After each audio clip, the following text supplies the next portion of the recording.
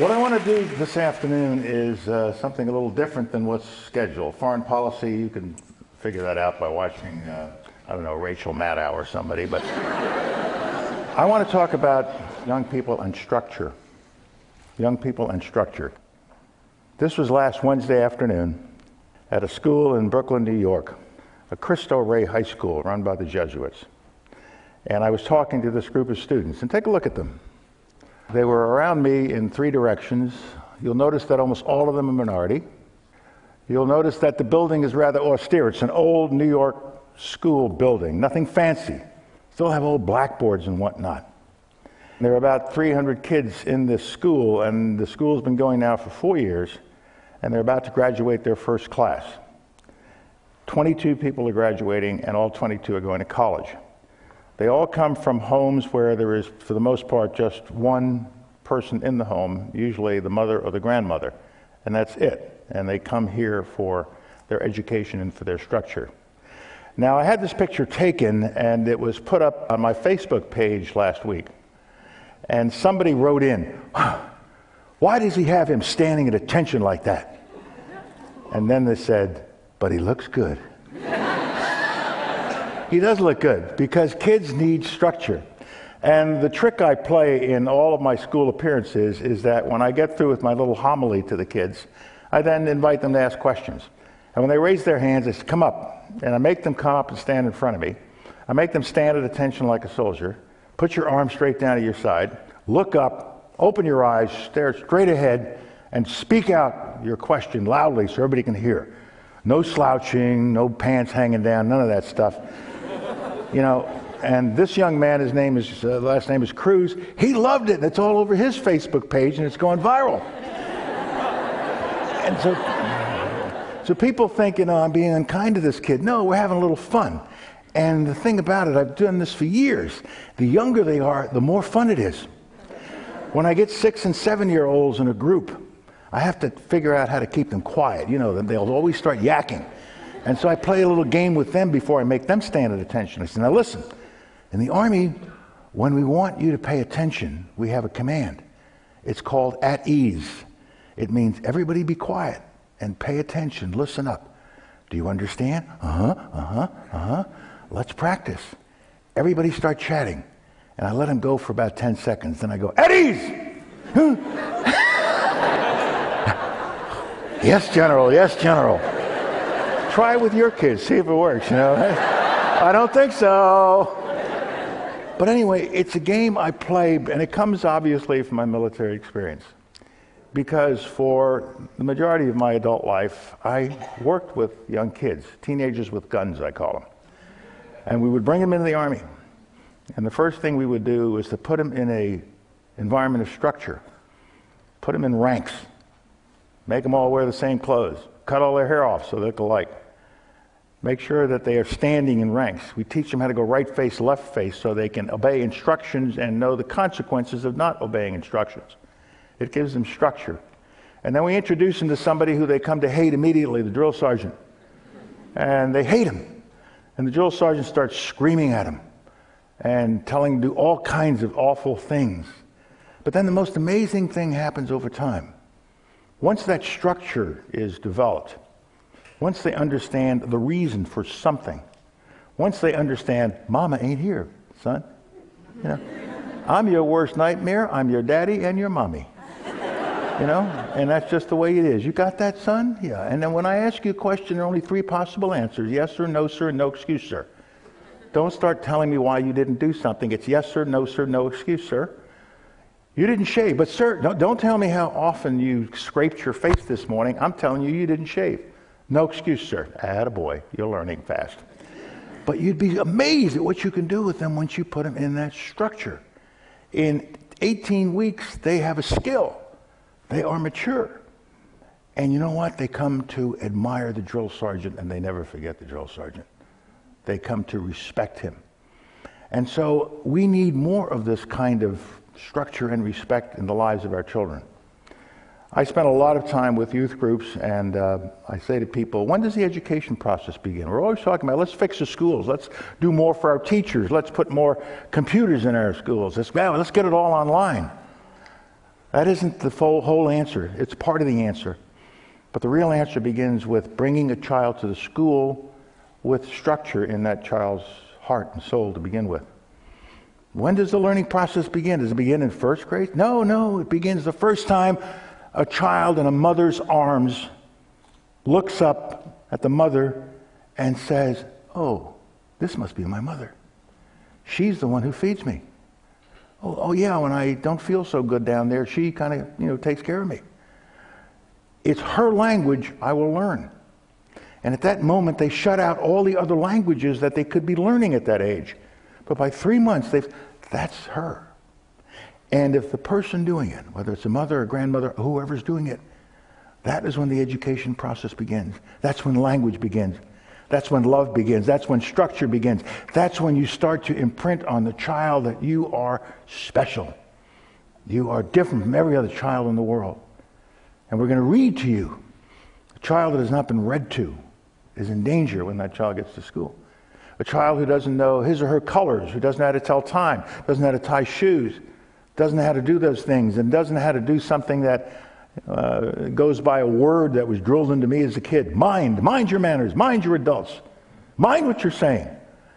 This is the way children are raised properly.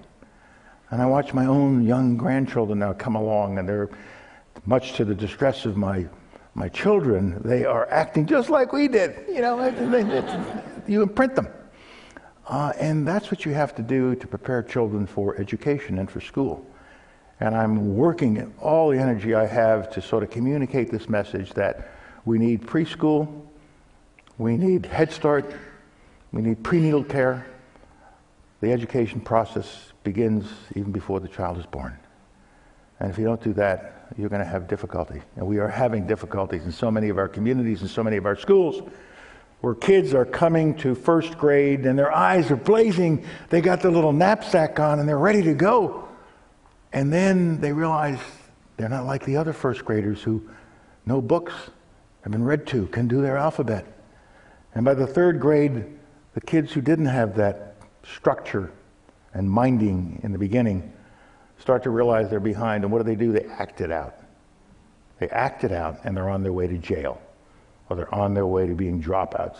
It's predictable.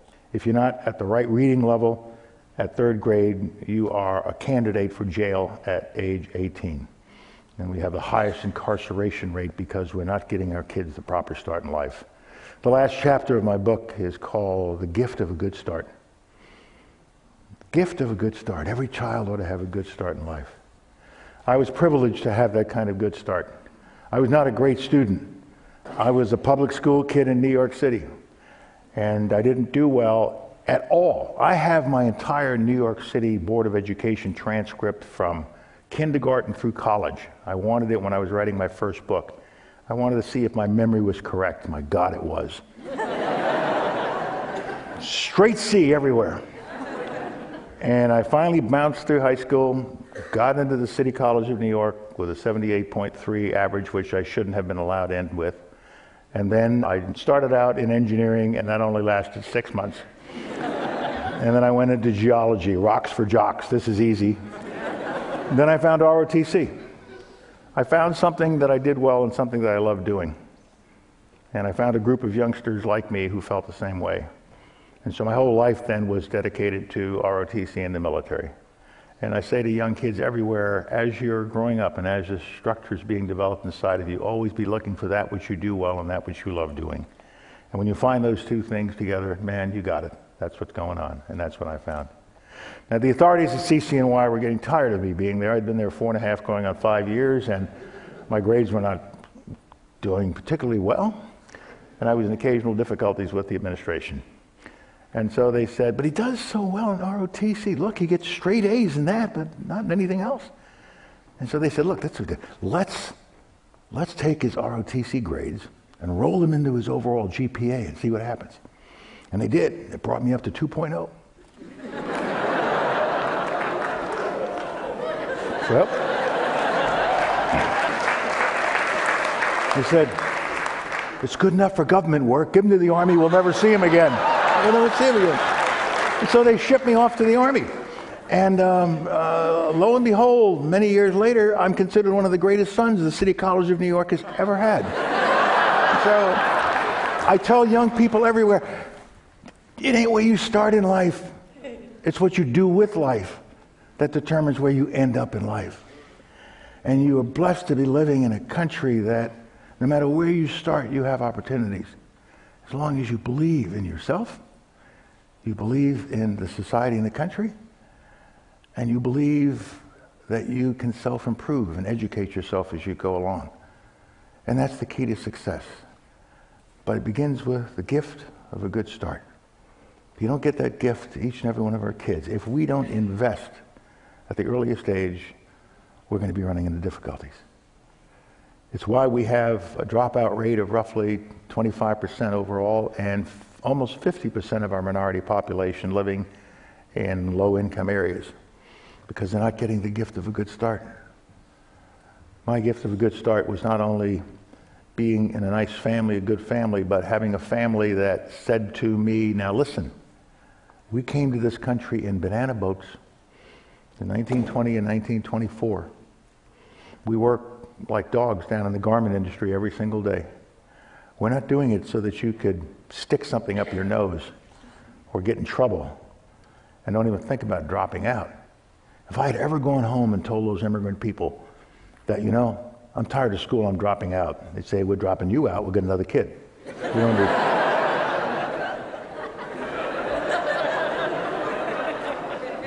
They had expectations for all of the cousins in the extended family of immigrants that lived in the South Bronx. But they had more than just expectations for us. They stuck into our hearts like a dagger, a sense of shame. Don't you shame this family.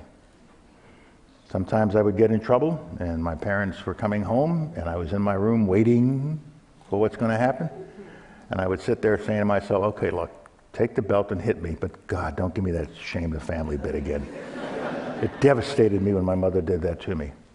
And I also had this extended network. Children need a network. Children need to be part of a tribe, a family, community. In my case, it was aunts who lived in all of these tenement buildings. I don't know how many of you New Yorkers, but there were these tenement buildings, and these women were always hanging out one of the windows, leaning on a pillow. They never left.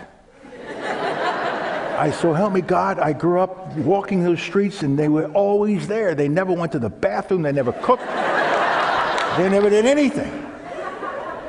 But what they did was keep us in play. They kept us in play. And they didn't care whether you became a doctor, a lawyer, or a general. And they never expected any generals in the family.